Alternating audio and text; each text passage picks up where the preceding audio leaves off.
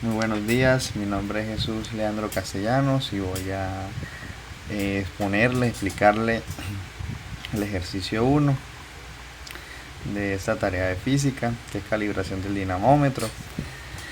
Comenzamos con el experimento 1, que nos decía coloque un gancho en el dinamómetro en una bolsa con arroz de masa M. Sitúe la bolsa en uno de los extremos de una mesa y arrástrela con el dinamómetro lenta y uniformemente a lo largo de la superficie, manteniéndola en una fuerza constante estrictamente horizontal. Establece la bolsa en una distancia de 50 centímetros. Entonces dibujamos el diagrama de cuerpo libre y también identificamos la fuerza. Esto fue lo que hicimos acá. Realizamos el diagrama de cuerpo libre y identificamos las fuerzas. Segundo, realizamos los cálculos. En esta segunda parte pues realizamos los cálculos. Entonces acá podemos ver la masa, podemos observar la fuerza, el trabajo y el trabajo neto. Listo. Entonces acá pues tenemos los cálculos, el cálculo del trabajo realizado por la fuerza aplicada, el cálculo de trabajo realizado por la fuerza de fricción y el cálculo del trabajo neto para cada una de las masas. Listo. Entonces tenemos este análisis de resultados.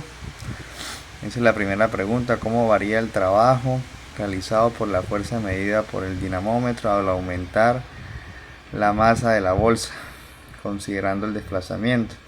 Al aumentar la masa de la bolsa, aumentará la fuerza necesaria para arrastrar sobre la mesa. Como el desplazamiento se mantiene constante, el trabajo realizado por la fuerza aplicada también aumenta. La segunda pregunta nos decía: ¿cómo se compara el trabajo realizado por la fuerza aplicada con el trabajo realizado por la fuerza de fricción? Indique qué signo tiene el trabajo de la fuerza de fricción y explique el motivo. El trabajo de la fuerza aplicada es positivo, mientras que el trabajo de la fricción es negativo. Esto ocurre porque la fuerza aplicada va en el mismo sentido del movimiento, pero la de fricción se opone al desplazamiento. Tenemos qué interpretación física tiene el trabajo neto obtenido en este experimento. El trabajo neto fue aproximadamente cero, lo cual indica que la bolsa se movió con velocidad constante. Esto significa que no hubo cambio importante en la energía cinética. Y el cuarto dice: ¿cómo se vería afectada la medida de la fuerza si el dinamómetro formara un ángulo con la superficie de la mesa?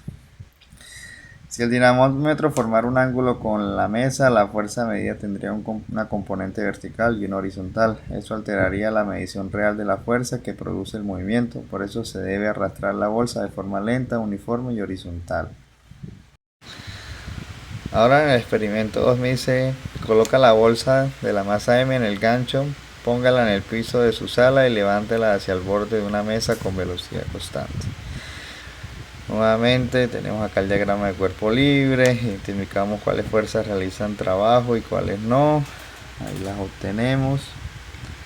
Nos dicen que las fuerzas que realizan trabajo son la fuerza aplicada y el peso, y las que no realizan trabajo, ahí también están. Tenemos la segunda parte, que es la toma de cálculos matemáticos. Acá tenemos lo que son las masas, la fuerza, el trabajo y la energía potencial. Entonces acá tenemos los cálculos del trabajo realizado por la fuerza aplicada para cada una de las masas. Tenemos el cálculo de la energía potencial gravitacional para cada una de las masas. Y tenemos el análisis de resultados. Me dice que a partir de los resultados obtenidos, ¿qué criterio experimental permite identificar la fuerza gravitacional como una fuerza conservativa? El criterio experimental que permite identificar la fuerza gravitacional como conservativa es que el cambio de energía potencial depende solamente de la altura alcanzada y no del camino seguido.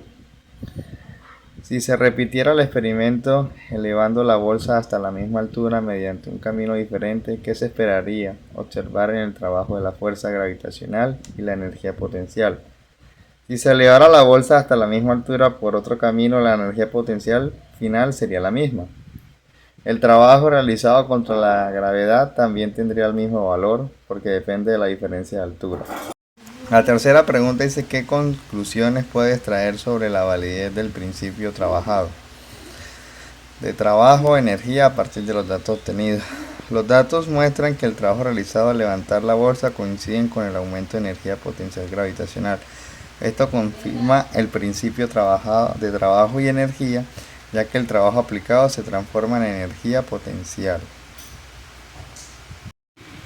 Acá tenemos los datos del experimento 3. El experimento 3 nos dicen que desde una altura constante de 2 metros deje caer la bolsa y mida el tiempo de caída con un cronómetro.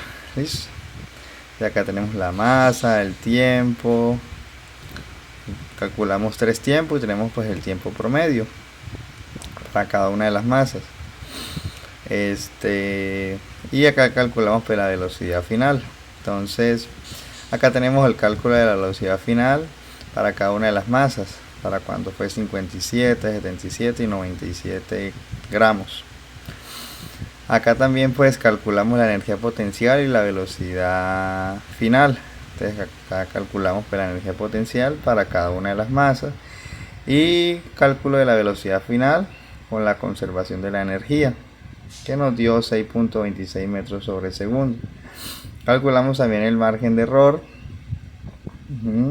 Acá nos da la energía cinética y conservación de la energía. Nos da un error de 0.32 con la masa de 57, con la masa de 77 nos da 0.16 y con la masa de 97 0.32. Ahora en el análisis de resultados tenemos lo siguiente. La primera pregunta dice: aunque la energía potencial gravitacional inicial depende de la masa, la velocidad final obtenida por el método energético resulta independiente de ella, como se refleja esta afirmación en sus resultados experimentales. Aunque la masa de la bolsa cambia, la velocidad final prácticamente se mantiene igual. Esto demuestra que la velocidad en caída libre depende principalmente de la altura y no de la masa. La segunda pregunta dice: compare las velocidades finales obtenidas mediante el análisis cinemático y análisis energético. ¿En qué medida la concordancia entre ambos resultados respalda la validez del principio de la conservación de la energía? Entonces tenemos que las velocidades obtenidas por el método cinemático y por conservación de energía fueron muy parecidas. Esto confirma que la energía mecánica se conserva durante la caída. Analice los porcentajes de error obtenidos. Son suficientemente pequeños como para considerar que la energía mecánica se conserva en el sistema. Los porcentajes de error fueron pequeños, por lo que los resultados pueden considerarse confiables. Las diferencias se deben a errores de medición y factores externos como la resistencia del aire. Cuarto, a partir de este experimento, ¿qué ventajas presenta el enfoque energético frente al enfoque cinemático para el análisis de movimiento? El enfoque energético es más sencillo porque permite analizar el movimiento sin depender de mediciones de tiempo. Además, facilita el estudio de la transformación entre energía potencial y energía cinética.